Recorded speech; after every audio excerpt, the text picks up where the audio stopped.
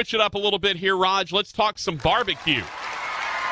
Lord knows I love eating it, so why wouldn't I love talking about it?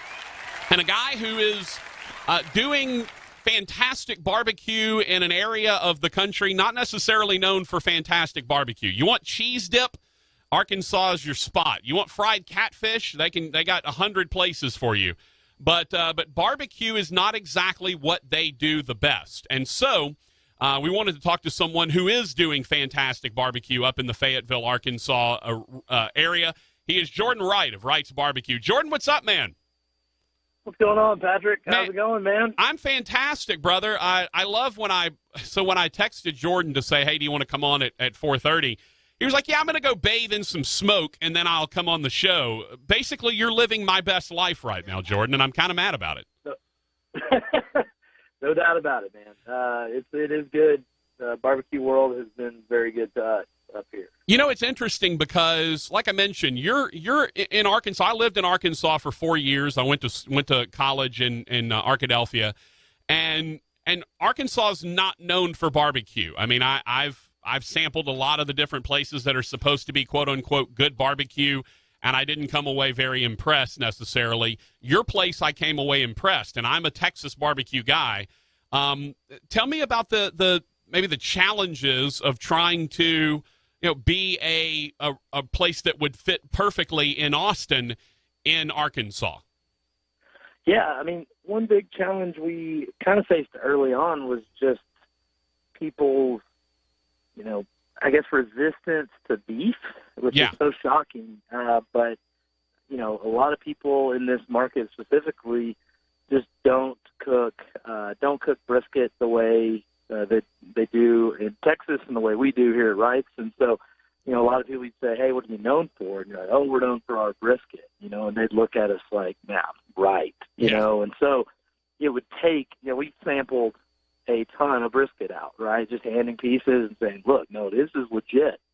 This is legitimately good. And so once we kind of got kind of past that initial barrier of, oh, hey, this is legitimate Texas brisket, we can trust these guys, that kind of opened the floodgates of Texas people up here and other barbecue travelers just throughout the region when they type barbecue.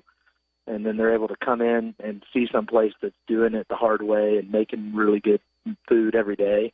But that was initially, that was just that people were very hesitant that our best thing that we were known for is the thing that they used to hate. Right. And so, yeah, I mean, that was probably one of the biggest issues. And then the second really was just the barrier of cost. Like Texas brisket, we use prime brisket, a little more expensive than people are used to paying. And so a lot of the people up here and just people in general in the barbecue community cost raising prices with an economy and raising prices along with labor and raising prices along with how you do certain things and just communicating to the customers that, hey, look, we've got guys we're employing overnight, every night of the week to watch your meat all night long and make sure it's perfect. I mean, we could go spend some money, buy a machine and go to sleep every night, but we choose to we choose to do it the hard way. We cook only with hardwood, and so that's going to be a little bit more expensive than, say, a chain barbecue restaurant right. We're used to getting a $10.99 barbecue plate for. Yeah, so. and that's the thing. I talked to one of my good friends, is Stephen Joseph at Riverport Barbecue in Jefferson, Texas. He's been twice on the top 50 list for Texas Monthly, which about as prestigious as you're going to get. And Stephen says, because I live in Jefferson, Texas, I can't charge what they're charging in Dallas and Houston. I mean, if you walk into a barbecue joint in Austin or Houston or Dallas, brisket's going to be $20 a pound or more to buy, and you accept it, and that's the case. And he said he has to fight that because he's in a small town, and I would imagine you as well, as you mentioned, you're having to fight that battle of trying to price the thing correctly for the level of expertise that you're giving it. Yes, for sure. I mean, the big comment we get is, Jordan, they come up, pat me on my back and thank them for creating a place they're able to spend $15 at lunch. Yeah. Because it's so good, and they're happy to do it. They'd rather, kind of one thing people came to us early and were like, well, you need a light lunch plate option. You need a smaller sandwich option. You need this, you need that. And we were like, no, look, we want to sell food that we want to eat. And I don't like, personally, if you go to any fast casual or fine casual place, like a Shake Shack or, you know, say Chipotle even, you're going to walk out of there with a plate, a drink, you know, and a side for, you know, $12 minimum. And so, you know, we feel like, you know, most our plates, like our single plate stuff, you know, we try to stay competitive with kind of what everyone else is doing a little bit, plus just a small premium just for the grade of beef we're buying on the brisket. I would imagine, you know, it works out pretty good. I would imagine, Jordan, one of the other things that you run into, again, commonplace in Texas, everyone has learned to accept it, but when you run out of something, right? You know, someone pulls up, oh, I'm going to go have I had a meeting, I'm going to have a late lunch, I'm going to get there at 2:00, and oh, there's no ribs, there's no brisket, whatever. You know, you're sold out of multiple items. Has that been an obstacle to overcome for teaching people how that, you know, this is what top level barbecue is? You cook a finite amount and it runs out at some point. Yep. Yeah, that's been a pretty big internet deal for us, as far as it's probably the number one, you know, Yelper/Facebook review, Google complaint we get is showed up, drove a long way, out of everything, you know, and so except for chicken and sausage. Right. So typically we're going to have chicken and sausage. And so you can cook that stuff in an hour. So we can keep that stuff pumping all day. But I mean, early on, you know, we kind of learned real quickly that we didn't necessarily want to be we're going to be sold out every day at 2 guys. So we kind of decided, you know, once we got a restaurant, we're like, you know, let's cook more brisket and try to survive the dinner. And so we're kind of constantly pushing our smokers to the limit just to stay full and keep us enough meat to get through dinner. But no matter how hard we try, even now, we can cook full on all smokers, try to cook every piece of bacon burn-ins we can cook, and cook all the ribs we can cook. You can only fit a certain amount of ribs on a smoker at a time, plus everything else. And so it's a constant puzzle piece trying to figure out how much of each meat to cook and hit that number just right, because we're not a guy that's going to go cook a bunch, put it in a fridge or freezer, and pull it out for you and have it always on your demand. Yeah. And that's what they're used to. They're used to, when it's rib night, I want ribs. Right. So, you know, I get it, but at the same time, we just don't operate that way. And if somebody showed up and bought 10 racks of ribs for their party, they're gone. I mean, it's, you know. Yeah. So, it's been awesome. It's a great problem to have. I was actually at Riverport Mother's Day, and we walked in, and as always, I go before noon. I try to get there by 11:30. We ordered everything, sat down at 12:15. We're out of ribs. Someone came in and ordered 8 racks, and you know, now we're done. So, and that's kind of how it is. We're talking to Jordan Wright from Wright's Barbecue in Fayetteville, Arkansas. All right, so how did you get into this? How did you get into doing barbecue again in a state that isn't necessarily known for barbecue? Yeah, so that's a perfect question, and you know, I think that I got into it like most people get into the profession of barbecue. It starts as a habit and a hobby, or I guess it starts as a hobby. It becomes a habit, one that your wife, you know, would wish you would stop as you're getting out of your bed, you know, every hour on the hour, you know, every weekend. Go check the temp. Got to make sure everything's looking good. Yeah. So my dad got me a big green egg, you know, about 7 years ago or so. And it was an old family joke that went on. My mom bought me a chemistry set when I was 12, and it was the worst Christmas present of all time. I'm not a science guy. In fact, I think I failed science as a 5th grader. But so she got me this chemistry set, and everyone at Christmas was like, "What in the world did you get him? Like, that is insane." And so every year, no matter what the Christmas present was I got, the joke was always, "Well, it wasn't the chemistry set." So it'd be the yearly joke. Well, finally, my dad bought the green egg, and all my siblings opened up their presents, and, you know, we walk to the garage, and he opens the garage, and there's a brand new big green egg in there, which is not a cheap gift. No. And he looks at me and he goes, "Don't ever bring up the chemistry set again at Christmas." There you go. And so Mic drop. I got a smoker. Yep. I got a smoker and started cooking meats for friends and family. And then, you know, once you start doing that and you taste what it tastes like to cook smoked meats, you know, with your own wood and with your own seasoning, and you pulled that first pork butt, if you're a home smoker out there and you know what I'm talking about, the first time you ever get that butt and that bark is beautiful and you did everything right and you wiggle that bone and it pulls right out after you rested it for a bit, and then you start pulling that thing and your friends and family are just grabbing pieces of bark. And it's probably the most impactful food moment of my life, is that first butt. Right. Just destroying half of it before it's ever even pulled. And just being like, man, I should cook 2 next time because that was awesome. But yeah, so I started doing it. And then, you know, once I realized kind of what our market was kind of putting forth, especially in the brisket category, I went down to Austin. They had a place called Salt Lick, which everyone's real familiar with. Been on the Food Network a ton. Went down to Salt Lick. They had a little all-you-can-eat little dinner, and I bought it. Ate moist brisket for the first time, and that's probably the second most impactful moment, where I was like, man, this is brisket that you could put in front of a steak, and you would want to eat this brisket 10 times out of 10. Yeah. And so I started, you know, I wasn't wasting. I was basically investing a lot of money in trying to learn how to do brisket. And that is the hardest thing to do, by the way, is to properly cook a brisket is incredibly difficult.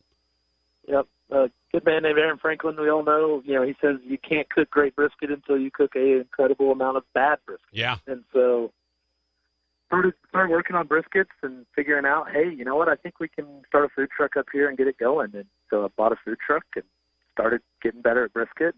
Went down to Austin, worked with a friend named Evan Leroy, who's now the Pitmaster owner of Leroy and Lewis. So if you're in that area and you're traveling to Austin, those guys do incredible barbecue. And he taught me what it felt like to pull off a brisket at the right time. And that was really like the magic thing. But once you realize, hey, don't pull off this brisket till it's perfect. Yeah. It's kind of like, man, all right, there's the kind of the golden ticket. There's how you do brisket. There's a lot more to that, but man, it's getting it pulled off at the right time is 90% of it, in my opinion. No doubt about that. I'm curious. Last couple things for me, Jordan, and thank you so much for your time. You have the Moberg smokers, which basically look like giant gas tanks.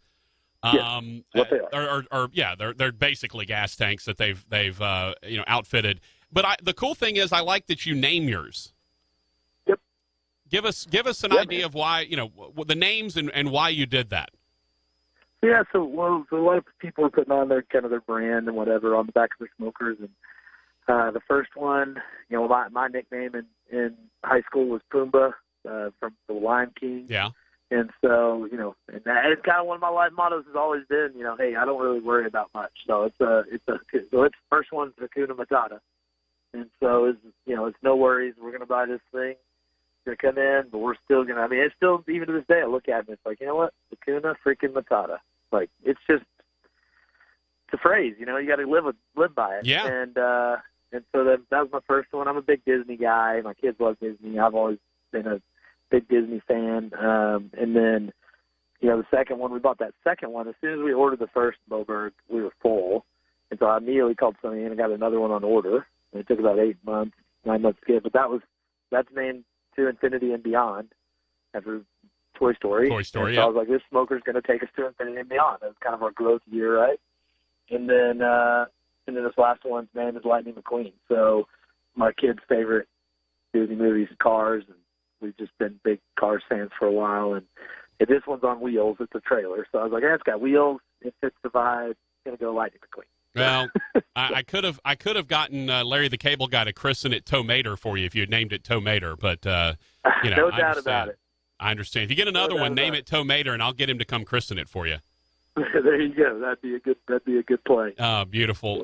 Jordan, and finally, you got to do something really cool. You were helping to cater and helping to feed during the 2 golf events, the NCAA women's and men's golf tournaments.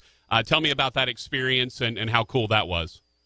Yeah, that was. I tell you what, when they first approached us about it, I didn't really know what to expect. I didn't know kind of what. I've never been to an NCAA college golf event. They're just usually all in a bunch of random places. And then all these different tournaments around the South and in Hawaii and Cabo and California. And so whenever they told us to do it, I was like, sure, but I have no idea what that means, but we'll do it. And so we got it set up on the 18th hole right there as teams were finishing throughout stroke play. And we're able to cater all the women's and men's teams. And I'm telling you, our kids, it was kind of 2 weeks. It was like 2 weeks in golf heaven. I mean, that course is unbelievably beautiful. And then my kids were able to run around and watch kids practice. You know, these are future PGA Tour stars. Yeah. You know, out there playing. And, you know, just to get to meet some of those guys from Oklahoma State and Stanford. And my kids got balls, a million golf balls that have logos on them, which was really, really cool just to collect a bunch of those. Yeah. And then, but yeah, just getting kind of that exposure of just running a main event and having, you know, we're big Razorback fans, so just being able to support something that the University of Arkansas was a part of was really cool to do. And I'm telling you, my kid, my oldest son walks back. They has to play golf like the next 5 days after the tournament was over. That's awesome. So I'm taking him out to the golf course, and my oldest is building little tee gates up to the hole. I was like, "What are you doing?" He's like, "Well, this is where the college guys practice." Yeah, there you go. That's pretty cool. That's what you have to do. Cool event. That's fantastic. We do have one text though. Someone wants to know what's the difference between Texas barbecue and Kansas City barbecue, in your opinion? Yeah, I mean, it's pretty easy to answer. Kansas City barbecue is a lot more sweet molasses sauce based, and you know, from a meat standpoint, a lot more baby back ribs up there. They still do they do a fair amount of spare ribs as well. But on the brisket side, probably the number one differentiator, Kansas City brisket's going to be primarily using flats, and they'll take their points, which in Texas-style brisket, you take the whole brisket, and you cook it all together, slice it all as one, and it makes the most magnificent brisket product in the world. In Kansas City, you take that flat, you separate it, you take the point, which is your fatty brisket, on a whole brisket. You take that point, you slice it up, cube it up, and you smoke it and sauce it, and then smoke it again to make your burn-in. Yeah. But then your sliced brisket is super lean in KC. Very thin, it's just not my favorite. It's just not my favorite. It's super lean. You know, most times they shave it real thin. Yeah, they slice it thin like roast beef. Slice it pretty thin, like roast beef. So it's just never been my jam. And so when I first ate thick cut lean brisket and some moist brisket from Texas style, it was like I was like a bug, one of those blue lights. Like I just had to have it. Yeah. I had to have more of it. So I had to figure it out. So. Well, I will tell you this, Jordan. The bacon burn-ins that you do, I got to try one. I was there for 2 days in a row when Northwestern State was then playing in Fayetteville against Arkansas.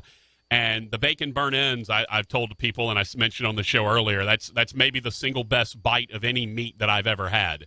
It was incredible, brother.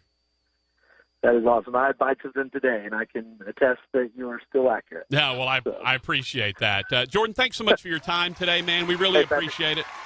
Hey, we'll get you the bacon burn-ins and some sauce melt down there. Hey, if you can find a way to do that, make that happen, you're immediately my best friend. Is all I can say. All right, man. Thanks, Jordan. Day. Appreciate it. Jordan Wright, Wright's Barbecue up in Fayetteville. Look, if you ever go to Fayetteville and, if you're an LSU fan, you're traveling to Arkansas for a game, go to Wright's Barbecue in Fayetteville. You will not be disappointed. He does great work. And as we mentioned, get there early. Like I'd say every time we talk about this, get there early. Get there before noon to make sure that they're not going to run out of anything.